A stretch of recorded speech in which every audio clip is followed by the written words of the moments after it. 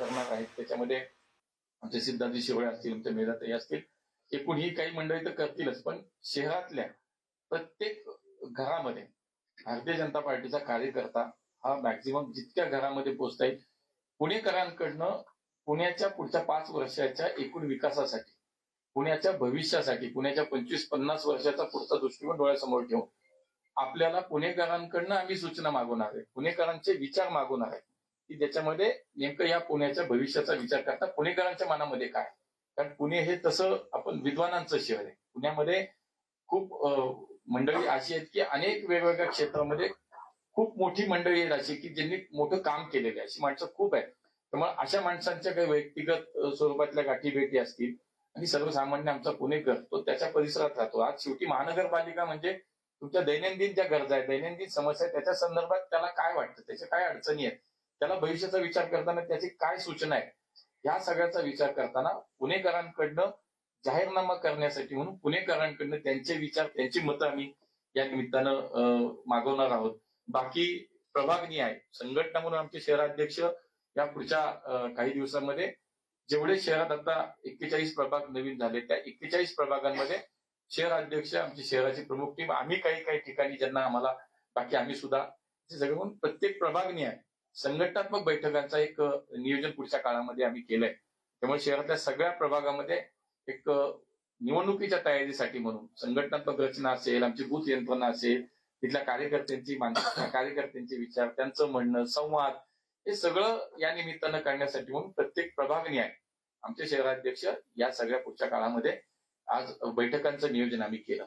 म्हणजे जाहीरनाम्याच्या माध्यमातून पुणेकरांशी आम्ही संवाद साधणार आहोत आणि संघटना म्हणून या निमित्तानं आम्ही कार्यकर्ता असेल, कार्यकर्त्यांची भावना असेल, तिथलं कामाचं स्वरूप असेल, या सगळ्यावरती एक चांगल्या पद्धतीचं एक नियोजन बैठकीच्या माध्यमातून आम्ही करतो. त्यामुळे एक प्राथमिक सुरुवात आहे.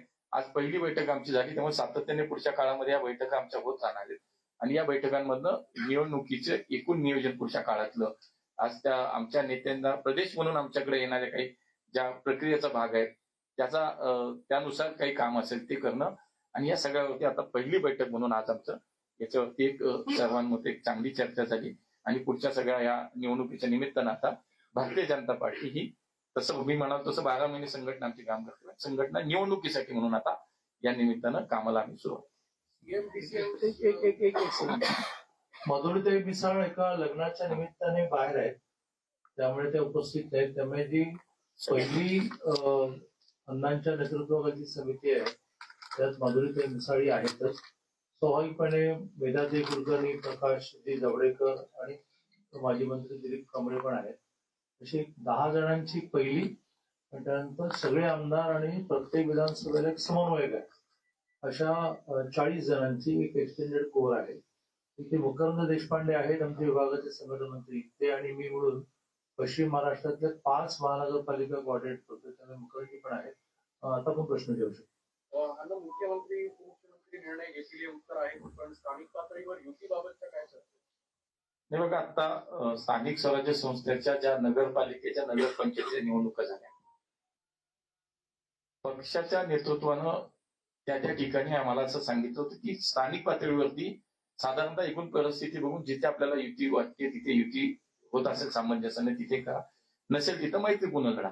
मला असं वाटतं की आताही अजूनही आम्ही हीच आमची मानसिकता की आम्ही युतीमध्ये लढणार आहोत. पक्ष नेतृत्वाने आजही आम्हाला सगळ्यांना हेच सांगितलं की आम्हाला युतीमध्ये लढायचं. आता पुढच्या काळामध्ये नेमकं युती म्हणून त्या चर्चा कुठपर्यंत जातात, काय होतात, हा एक वेगळा भाग आहे. पण आज तरी एवढं नक्की की आम्ही महाराष्ट्रामध्ये महानगरपालिकेच्या निवडणुका या युती म्हणून लढण्याचं आमचं सगळ्यांचंच निश्चितपणे ती भावना आहे.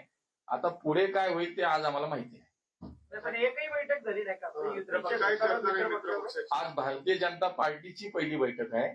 आता वरनं ज्यावेळेला खरं तर ही निवडणूक जाहीर होईल, निवडणूक जाहीर झाल्यानंतर खऱ्या अर्थाने या सगळ्या विषयांना वेग येतो. आता भारतीय जनता पार्टीवर आम्ही आमची शेवटी तयारीला लागलेलो आहोत. त्यामुळे आम्ही विचार करताना सगळ्या प्रभागाचा विचार करून आम्ही आमची रणनीती तयार करतो. हे समीकरण तुम्ही जे म्हणताय हे नगरपालिकेला कुठं दिसलं नाही? तेच सांगितलं की नगरपालिका किंवा नगरपंचायत हा खूप स्थानिक पातळीवर, अत्यंत स्थानिक पातळीवरचा छोटा म्हणजे छोट्या छोट्या निवडणुका असतात, कार्यकर्त्यांच्या निवडणुका असतात. अनेक ठिकाणी खूप मोठ्या प्रमाणावरती त्याच्यामध्ये कुठंतरी संघर्ष होण्याची चिन्ह असतात. आणि म्हणून शेवटी विचार हाच केला की मैत्रीपूर्ण लढू.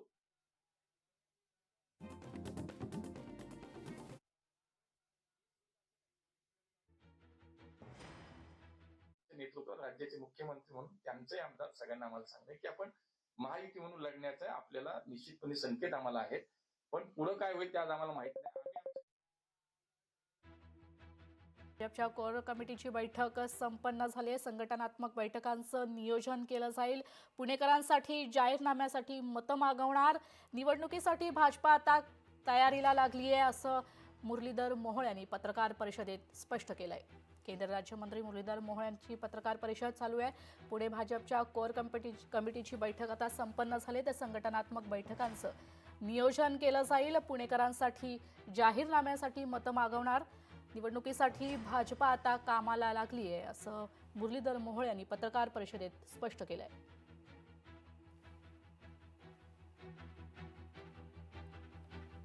युतीमध्ये लढण्याचे युतीतील सर्वांची भावना महत्वाची आहे असं मोहोळ म्हणतायत. निवडणुकीसाठी आता भाजपा कामाला लागली आहे असं देखील मुरलीधर मोहोळ यांनी यावेळी स्पष्ट केलंय.